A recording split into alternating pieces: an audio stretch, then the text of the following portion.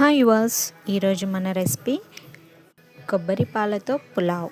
చాలా బాగుంటుంది అండ్ చాలా హెల్దీ కూడా. ఫస్ట్ మనము కొబ్బరిలో నుంచి పాలు తీసేసుకోవాలండి. పాలు తీసుకొని పక్కకు పెట్టుకోవాలి. నేను పాలు అనేది ఫస్ట్ తీసేసుకున్నాను. ఏం లేదండి, సింపుల్ కొబ్బరి సన్నగా కట్ చేసేసుకొని కొన్ని వాటర్ వేసుకొని మిక్సీ పట్టుకోవాలి. మిక్సీ పట్టుకున్న పేస్ట్ని ఒక కర్చీఫ్లో వేసి దాన్ని వాటర్ పిండుకోవాలి. పాలలా వస్తుంది, తీసి పక్కకు పెట్టుకోవాలి. నేను ప్రెషర్ కుక్కర్లో చేస్తున్నాను. ప్రెషర్ కుక్కర్ తీసుకొని ఆయిల్ వేసుకొని, సో నేను ఇక్కడ మసాలా ఐటమ్స్ ఏమీ వేయట్లేదు, మా పాప కూడా తింటుంది అని.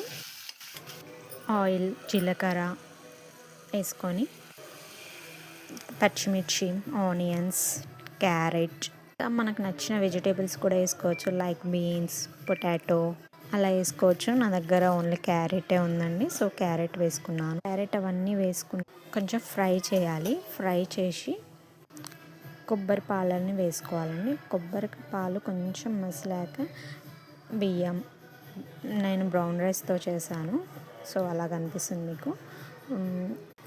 1 గ్లాస్ బియ్యానికి 1.5 గ్లాస్ కొబ్బరి పాలను తీసుకున్నాను. 2 విజిల్స్ వచ్చే వరకు పెట్టాలండి. సో మన పులావ్ రెడీ